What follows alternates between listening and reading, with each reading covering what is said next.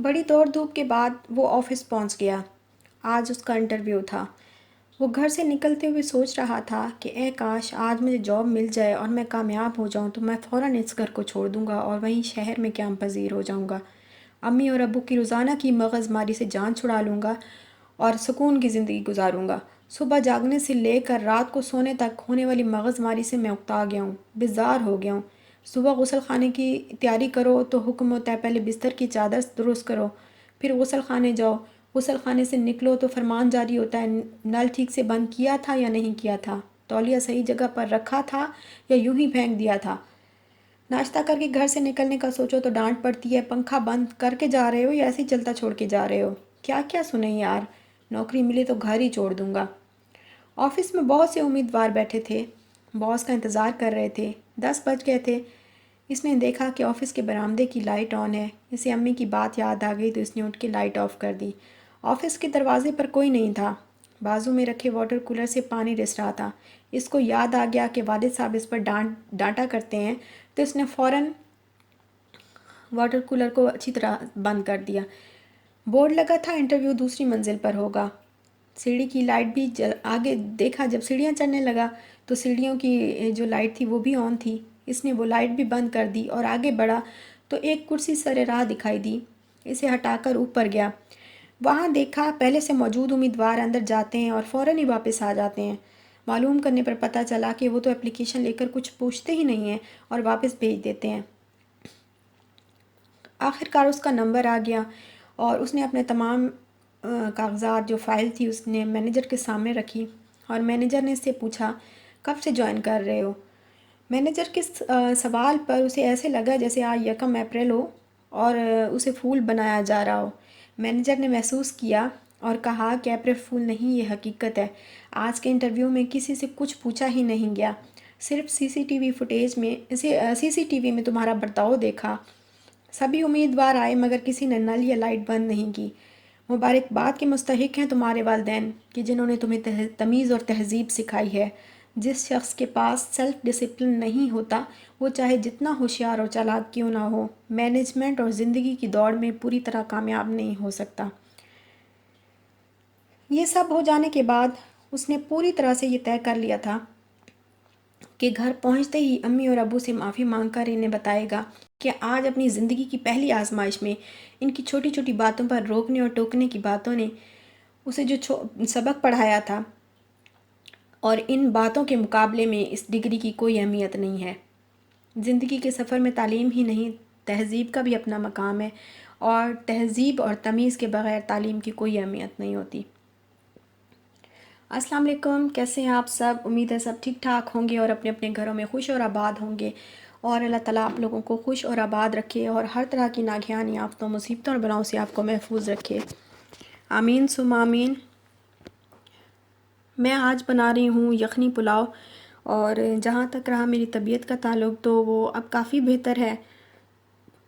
کافی دن جو ہے طبیعت بہت خراب رہی، فیور رہا اور گلے میں بھی ابھی بھی آپ کو تھوڑا محسوس ہو رہا ہوگا، تو بس ابھی کافی بہتر ہے، لیکن گھر جو ہے وہ بالکل تہس نہس ہو چکا ہے، بالکل کوئی کام نہیں میں نے کیا کتنے دن سے، اور بس یہ کھانا بھی کبھی باہر سے کبھی گھر، تو خیر چلتا رہتا ہے، جب بیمار ہوتا ہے انسان تو ایسا تو ہوتا ہی ہے۔ اور ویسے ہم بہت الحمدللہ خوش ہی ہوتے ہیں، لیکن جب ایسا ٹائم آ جاتا ہے تو پھر ہمیں تھوڑا سا محسوس ہوتا ہے کہ ہم اکیلے ہیں۔ لیکن یہ بھی صحیح ہے کہ یہ بھی سچی بات ہے کہ جو اپنے گھر کا سکون ہوتا ہے، جہاں آپ اپنے ہسبینڈ کے ساتھ رہتے ہیں، وہ کہیں بھی نہیں ملتا۔ شادی کے بعد عورت کا جو دل ہے وہ بالکل مطلب اپنے ہسبینڈ کے ساتھ اللہ تعالیٰ نے اس طریقے سے رشتہ بنایا ہے نا کہ بالکل پھر سکون وہ نہیں آتا جو جیسے ہم اپنے ہسبینڈ کے ساتھ زندگی گزارتے ہیں، گھر میں رہتے ہیں، اور جو اپنا گھر ہوتا ہے، گھر کا جو سکون ہوتا ہے وہ ایک الگ ہی چیز ہوتی ہے، چاہے میکہ ہو یا سسرال ہو، وہ کہیں بھی وہ چیز نظر نہیں آتی۔ ابھی کچھ عرصے پہلے، ہم کچھ مہینے پہلے پاکستان گئے ہوئے تھے، میں اور میری بیٹی، تو یہ ساتھ نہیں گئے تھے، اور یہ دیکھیں میرا گھر سارا بالکل آپ کو میں دکھا رہی ہوں کہ میں نے کوئی کچن وغیرہ میں نے صاف نہیں کیا، اور یہ دیکھیں رائتا میں نے بنا لیا ہوا ہے اور یہ میں بنا رہی ہوں. تو میں آپ سے ذکر کر رہی تھی کہ میں جو ہے تھوڑے دن میں کچھ عرصے پہلے ہم گئے تھے پاکستان، تو وہاں پہ سسرال میں رہی ہوں یا میکے میں رہی ہوں، بالکل جو ہے گھر کی ایک عجیب سی وہ ٹینشن رہتی ہے کہ اپنے گھر کی الگ ہی بات ہوتی ہے کہ اور دل کر رہا تھا کہ بس اپنے گھر جائیں. اور یہ میں بنا رہی ہوں یخنی.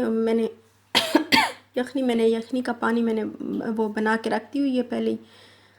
اور اب میں نے میں نے سوچا کہ میں مسالہ بنا لوں جلدی جلدی، کیونکہ شال کو جو ہے وہ بھوک لگ گئی اور میں بھی صبح بھی بس ایسے تھوڑا بہت کھا لیتے ہیں، اور جب طبیعت خراب ہوتی ہے تو صبح تو بالکل اٹھا ہی نہیں جاتا. آپ کو پتہ ہے کہ بالکل بستر سے آنکھ کھلتے ہی بستر سے ہلا بھی نہیں جا سکتا.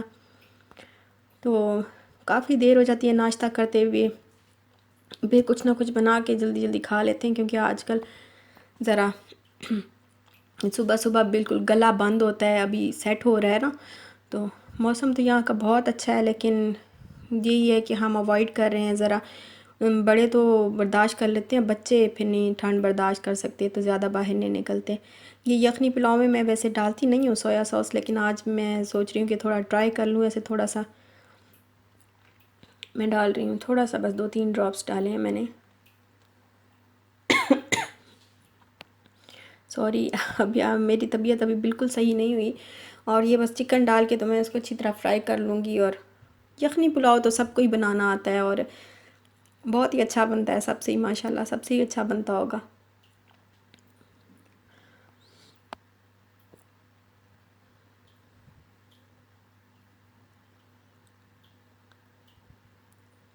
اور اسٹاک بھی میرا کلین نہیں ہے، آپ دیکھ سکتے ہیں بالکل بنا میں نے کوئی کام نہیں کیا، کوئی صفائی نہیں کی ابھی. اور یہ اب میں اس میں یخنی ڈال دوں گی اور ساتھ میں پھر رائس ڈال دوں گی.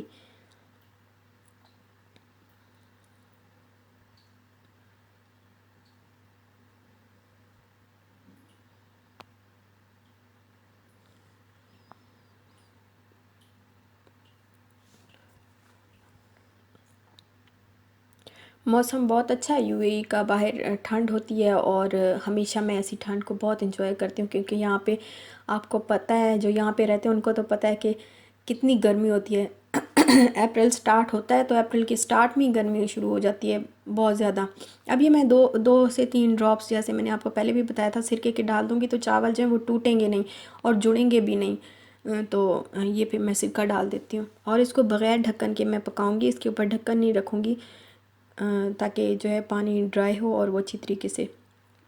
جب چاول اس طرح ڈالتے ہیں تو میری امی کہتی ہیں کہ اس کے اوپر ڈھکن نہ رکھا کریں. بالکل ڈھکن رکھ دیتے ہیں تو پھر وہ چاول ایسے جیسے کھچڑی ہوتی ہے اس طرح بن جاتے ہیں.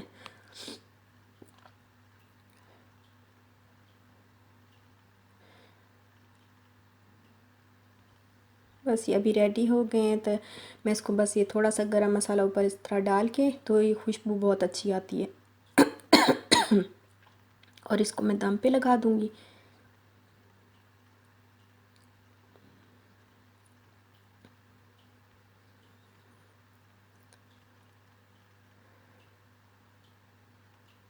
اور یہاں پہ میں جو اوپر گارنشنگ کے لیے جو انین فرائی کرنے ہیں وہ کر رہی ہوں. اور چاول بس ریڈی ہونے ہی والے ہیں، تھوڑا سا دم لگانا ہے 10 منٹ کا.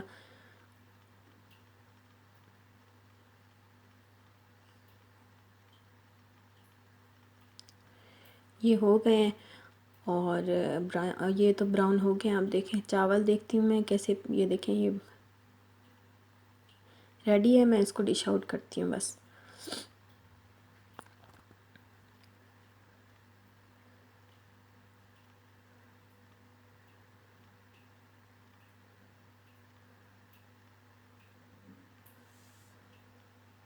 اور یہ دیکھیں یہ میں نے ڈش آؤٹ کر لیا ہے اور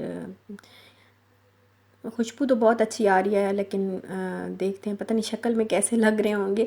اور بس یہ ریڈی ہیں اور انشاءاللہ جو ہے اچھے ہی ہوں گے. تو اب میں چلتی ہوں، نیکسٹ ولاگ میں ملیں گے انشاءاللہ. اور تب تک دیجیے اجازت. اپنا خیال رکھیے، اپنے پیاروں کا خیال رکھیے اور پیار کیجیے، پیار لیجیے، دعا دیجیے، دعا لیجیے. اور تب تک کے لیے اللہ حافظ.